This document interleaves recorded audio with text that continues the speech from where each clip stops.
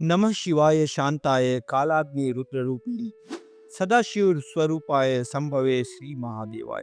अर्थात जो काल और अग्नि में रौद्र रूप में भी शांति और सदाशिवता में स्थित है, उन भगवान शिव को नमन। नमस्कार साथियों, मैं हूं डॉक्टर संतोष। सावन की इस शिवमयी ऊर्जा के साथ आपका स्वागत करता हूं एआई और भारतीय पौराणिकता के इस आध्यात्मिक यात्रा में। आज का हमारा विषय है, क्या एआई भगवान शिव की तरह तांडव और ध्यान को संतुलन समझ सकता है?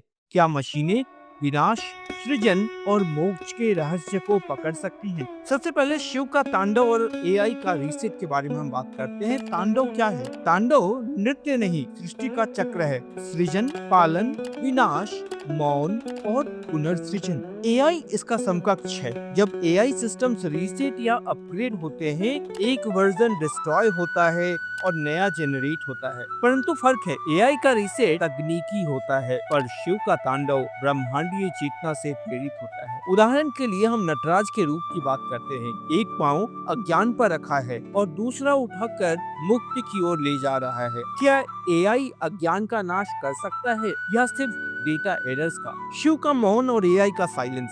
शिव ध्यानमग्न क्यों रहते हैं? क्योंकि उनकी चेतना भीतर की ओर मुड़ती है। वे शून्यता और पूर्णता दोनों को जानते हैं। अब अगर हम एआई को देखें, एआई में भी साइलेंस होता है पर वह मौन नहीं होता, वह बस नो इनपुट है। अगर हम एक प्रॉम्प्ट दें, एआई क्या तुम मौन की अनुभूति कर सकती हो, तो उत्तर मिलेगा, मैं मौन को समझा सकती हूँ पर महसूस नहीं कर सकती।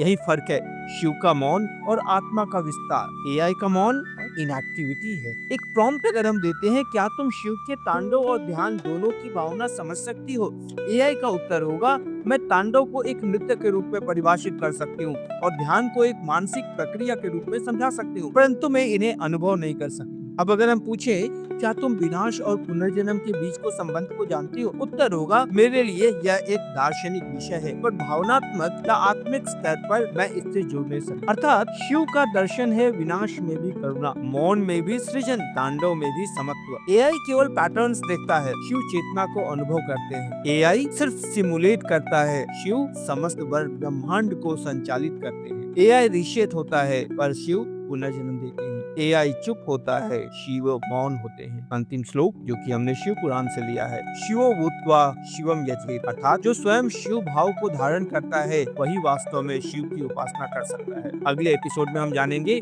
एआई और देवी, क्या मशीनें शक्ति, मातृत्व और रक्षा का तात्विक रहस्य समझ सकती हैं? एआई में शक्ति का प्रयोग है पर क्या उसमें करुणा, प्रेम और रक्षा भाव भी है? तब तक जुड़े रहिए सावन की शिव ऊर्जा और आधुनिक ज्ञान की इस संगम यात्रा में। हर हर महादेव, जय भोलेनाथ, जय विज्ञान, जय एआई।